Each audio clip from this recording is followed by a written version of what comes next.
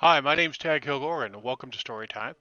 I'm gonna every day about noon come on and read a little bit from different stories that are public domain, but I also think that are important and have something to do with sort of the history of different sorts of gaming. And one of the things we're going to do today, one of the stories I'm going to deal with, the writer is L. Frank Baum, who wrote The Wizard of Oz. That's what he's most famous for. But he's also known for a series of stories called American Fairy Tales. And very consciously, what he was trying to do was develop stories that were distinct and were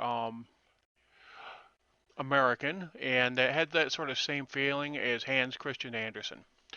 So as a result, he produced this book of fairy tales, and it's been published 60, 70 times. And really good stories, really interesting stories. Stories that once you hear them or you read them, you'll see touch on many, many things that come after. And this is near and dear to my heart because I grew up in upstate New York, and the stories were, read to me in much the same way I'm reading to you. I have a dyslexic wife, and I have two sons who are on the autistic spectrum. One of the things I've always done for them is read to them aloud, and they very much enjoyed it, and I've enjoyed the process, so I thought I would share it with you. Um, all right, let's get to. We're going to start with The Box of Robbers, which is the first story in American Fairy Tales by L. Frank Baum. No one intended to leave Martha alone that afternoon, but it happened that everyone was called away for one reason or another. Mrs. McFarland was attending the weekly card party held by the Women's Anti-Gambling League. Sister Nell's young man had called quite unexpectedly to take her for a long drive. Papa was at the office as usual. It was Mary Ann's day out. As for Emmeline, she certainly could have stayed in the house and looked after the little girl, but Emmeline had a restless nature. "Would you mind, miss, if I just crossed the alley to speak a word to Mrs. Carleton?" she asked Martha. "Course not," replied the girl. "You'd better lock the back door, though, and take the key, for I shall be upstairs." "Oh, I'll do that, of course, miss," said the delighted maid, and ran away to spend the afternoon with her friend, leaving Martha quite alone in the big house and locked in the bargain. The little girl read a few pages in her new book, sewed a few stitches in her embroidery, and started to play visiting with her four favorite dolls. Then she remembered that in the attic was a doll's playhouse that hadn't been used for months, so she decided she would dust it and put it in order. Filled with this idea, the girl climbed the winding stairs to the big room under the roof. It was well lighted by three dormer windows and warm and pleasant. Around the walls were rows of boxes and trunks, piles of old carpeting, pieces of damaged furniture, bundles of discarded clothing, and other odds and ends of more or less value. Every well-regulated house has an attic of this sort, so I need not describe it. The doll's house had been moved, but after a search Martha found it away over in a corner near the chimney. She drew it out and noticed that behind it was a black wooden chest which Uncle Walter had sent over from Italy years and years ago, before Martha was born. In fact, Mamma had told her about it one day, how there was no key to it because Uncle Walter wished it to remain unopened until he returned home, and how this wandering uncle, who was a mighty hunter, had gone into Africa to hunt elephants and had never been heard from afterwards. Little girl looked at the chest curiously, now that it had by accident attracted her attention. It was quite big, bigger than even Mamma's traveling trunk, and was studded all over with tarnished brass-headed nails. It was heavy, too, for when Martha tried to lift one end of it, she found she could not stir it a bit. But there was a place in the side of the cover for a key. She stooped to examine the lock and saw it would take a rather big key to open it. Then, as you might suspect, the little girl longed to open Uncle Walter's big box and see what was in it. For we were all curious, and little girls are just as curious as the rest of us. "I don't believe Uncle Walter will ever come back," she thought. "Papa said once that some elephant must have killed him. If only I had a key." She stopped and clapped her little hands together gaily as she remembered a big basket of keys on the shelf in the linen closet. There were all sorts and sizes. Perhaps one of them would unlock the mysterious chest. She flew down the stairs, found the basket, and returned with it to the attic. Then she sat down before the brass-studded box and began trying one key after another in the curious old lock. Some were too large, but most were too small. One would go into the lock but would not turn, and others stuck so fast that she feared for a time that she would never get it out again. But at last, when the basket was almost empty, an oddly shaped, ancient brass key slipped easily into the lock. With a cry of joy, Martha turned the key with both hands, then heard a sharp click, and the next moment the heavy lid flew up of its own accord. The little girl leaned over the edge of the chest an instant, and the sight that met her eyes caused her to start back in amazement. Slowly and carefully a man unpacked himself from the chest, stepped out upon the floor, stretched his limbs, and then took off his hat and bowed politely to the astonished child. He was tall and thin, and his face seemed badly tanned or sunburned. Then another man emerged from the chest, yawning and rubbing his eyes like a sleepy schoolboy. He was of middle size, and his skin seemed as badly tanned as that of the first. While Martha stared open-mouthed at the remarkable sight, a third man crawled from the chest. He had the same complexion as his fellows, but he was short and fat. All three were dressed in a curious manner. They wore short jackets of red velvet braided with gold, and knee breeches of sky blue satin with silver buttons. Over their stockings were laced wide ribbons of red and yellow and blue, while their hats had broad rims with high peaked crowns from which fluttered yards of bright colored ribbons. They had big gold rings in their ears and rows of knives and pistols in their belts.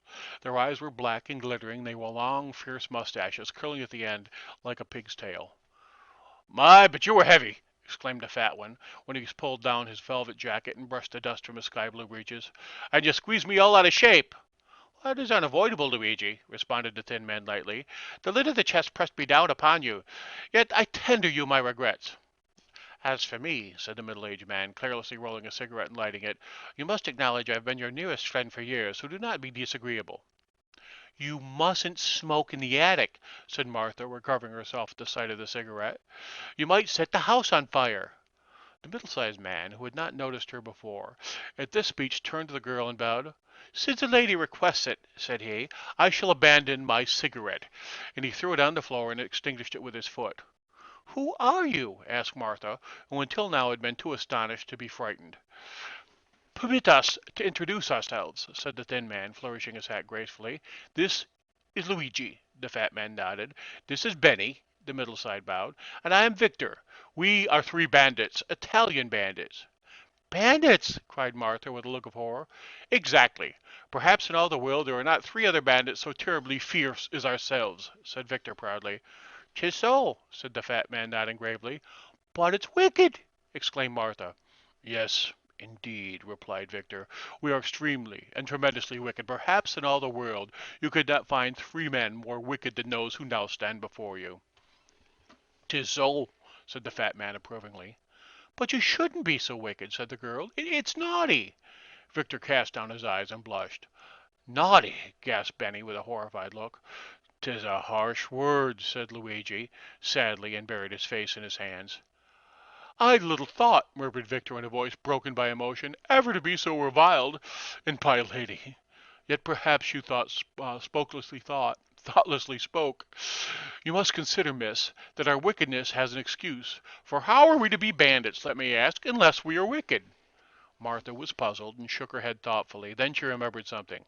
"You can't remain bandits any more," she said, "because now you are in America."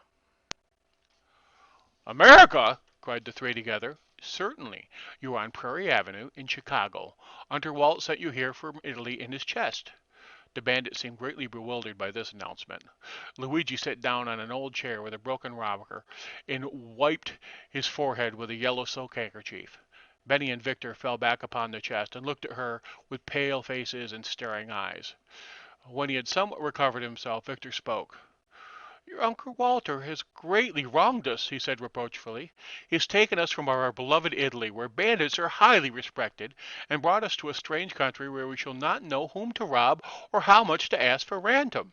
"'Tis so," said the fat man, slapping his leg sharply. "And we had won such fine reputations in Italy," said Benny regretfully. "Perhaps Uncle Walter wanted to reform you," suggested Martha. "Are there no bandits in Chicago?" asked Victor.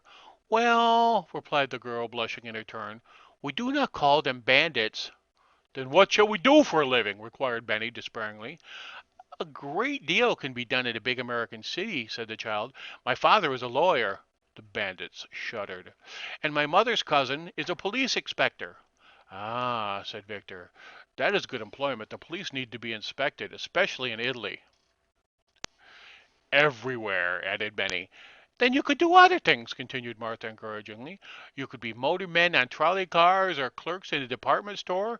Some people even become aldermen to earn a living. The bandits shook their heads sadly. We are not fitted for such work, said Victor. Our business is to rob. Martha tried to think. It is rather hard to get positions in the gas office, she said, but you might become politicians. No, cried Benny with such sudden fierceness. We must not abandon our high calling. Bandits we have always been, and bandits we shall remain. 'Tis so, agreed the fat man. Even in Chicago there must be people to rob, remarked Victor with cheerfulness. Martha was distressed. I think they've all been robbed, she objected. Then we can rob the robbers, for we have experience and talent beyond the ordinary, said Benny. Oh dear, moaned the girl. Why did Uncle Walter ever send you here in his chest? The bandits became interested. This is what we would like to know, declared Victor eagerly.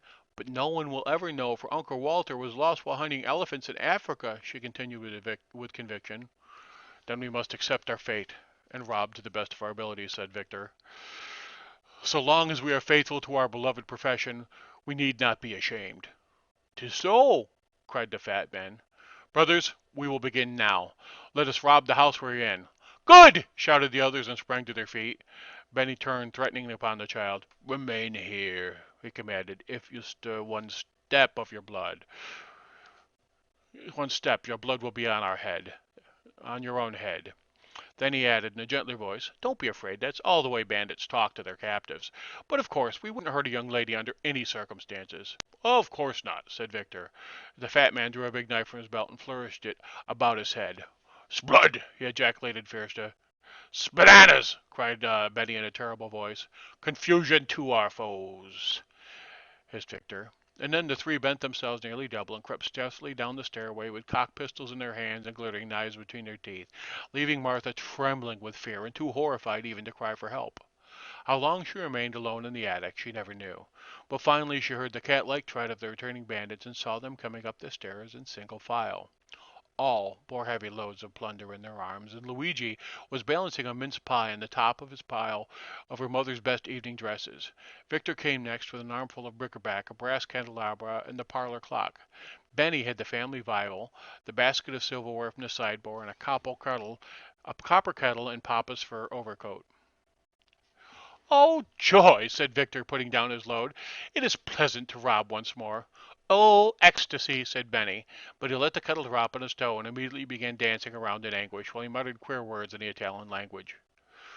We have much wealth, continued Victor, holding the mince pie while Luigi added the spoils to his heap, and all from one house.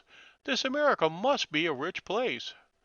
With a dagger he then cut himself a piece of the pie and handed the remainder to his comrades, whereupon all three sat down upon the floor and consumed the pie, while Martha looked on sadly. We should have a cave, remarked Benny, for we must store our plunder in a safe place. Can you tell us of a secret cave? He asked Martha. There's a mammoth cave, she answered, but it's in Kentucky. You would be obliged to ride the cars for a long time to get there. The three bandits looked thoughtful and munched their pie silently, but the next moment they were startled by the ringing of an electric doorbell, which was heard plainly even in the remote attic. What's that? Demanded Victor in a hoarse voice as the three scrambled to their feet with drawn daggers. Martha ran to the window and saw it was only the postman, who had dropped a letter in the box and gone away. But the incident gave her an idea how to get rid of her troublesome bandits, and she began wringing her hands as if in great distress and cried out, It's the police! The robbers looked at one another with genuine alarm, and Luigi asked tremblingly, Are there many of them? 112! Exclaimed Martha after pretending to count them. Then we are lost, declared Benny, for we could never fight so many and live. Are they armed? Inquired Victor, who was shivering as if cold. Oh, yes, she said, they have guns and swords and pistols and axes and what? Demanded Luigi. And cannons! The three wicked ones groaned aloud, and Benny said in a hollow voice, I hope they will kill us quickly and not put us to torture. I haven't told these Americans are painted Indians who are bloodthirsty and terrible. 'Tis so, gasped the fat man with a shudder. Suddenly Martha turned from the window. You are my friends, are you not? She asked. We are devoted, answered Victor. We adore you, cried Benny. We would die for you, added Luigi, thinking he was about to die anyway. Then I will save you. How? Asked the three with one voice. Get back into the chest. I will close the lid so they will be unable to find you. They looked around the room in a dazed and irresolute way, but she exclaimed, But you must be quick. They'll be here soon to arrest you. Then Luigi sprang into the chest and lay flat upon the bottom. Betty tumbled in next and packed himself to the backside. Victor followed after pausing to kiss her hand in a graceful manner. Then Martha ran up to press the lid down, but she could not make it catch. You must squeeze down, she said to them. Luigi groaned. I'm doing my best, miss, said Victor, who was nearest the top. But although we fitted very nicely before, the chest now seems rather small for us. "'Tis low!" exclaimed the muffled voice of the fat man from the bottom. I know what takes up room, said Benny. What? Inquired Victor anxiously. The pie, returned Benny. "'Tis so," came from the bottom in a faint accent. Then Mary sat upon the lid and pressed it down with all her weight. To her great delight the lock caught, and spinning down, she exerted all her strength and turned the key. And the moral of this story is, this story should teach us not to interfere in matters that do not concern us. For had Martha refrained from opening Uncle Walter's mysterious chest, she would not have been obliged to carry downstairs all the plunder the robbers had brought into the attic. So, little bit of L. Frank Baum. I'll be back tomorrow to read the next story. Thanks so much for your time. You have a great day, and tomorrow's more story time with Dad. Have a good one.